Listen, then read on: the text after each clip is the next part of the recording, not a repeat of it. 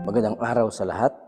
Si Emerita Esquito ay isang kilalang Pilipinong pilosopo at guro na nag-aaral sa Europa at nag-ambag ng malaki sa pagpapaunlad ng modernong pilosopiya sa Pilipinas. Sa pamamagitan ng kanyang pagtuturo at mga sulatin, ipinakilala niya ang mga bagong ideya tulad ng pinomenolohiya at existentialism na nagbibigay ng mas malalim at kritikal na pananaw sa pag-iisip ng mga Pilipino. Ang kanyang akdang The State of Philosophy in the Philippines, tinalakay niya ang mga suliranin ng pilosopiyang Pilipino, partikular ang kakulangan nito sa sariling pagkakilanlan. Ayon sa kanya, ito ay dahil sa matinding impluensya ng kolonyalismo at ng sistemang pang-edukasyon. Ipiniliwanag niya ito sa tatlong paraan.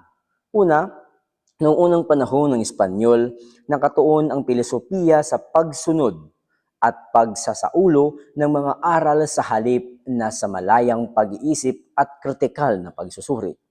Ikalawa, kahit dumating ang mga bagong ideya noong panahon ng Amerikano, nanatiling umaasa ang mga Pilipino sa kaisipang kanluranin, kaya't hindi ganap na nabuo ang lokal na tradisyon ng pag-iisip.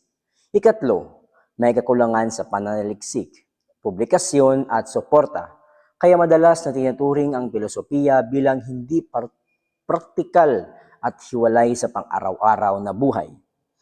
Malakas ang argumento ni Quito dahil malinaw at makatotohanan at batay sa obserbasyon ang kanyang pagsusuri sa kalagayan ng filosofiya sa bansa.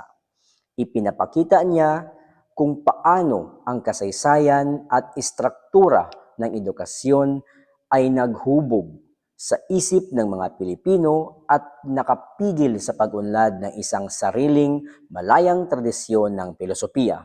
Gayunpaman, maituring na kahinaan nito ang kakulangan ng konkretong halimbawa ng lokal na pilosopiyang Pilipino at ang limitadong pagtalakay sa mga katutubong kaisipan na sanay nakatulong pa upang maging kumpleto ang kanyang pagsusuri. Sa kabuuan, ang mga ideya ni Emerita Quito ay mahalaga sapagkat hinamon niya ang mga Pilipino na mag-isip ng malaya, kritikal at may pagpapahalaga sa sariling kultura at dignidad.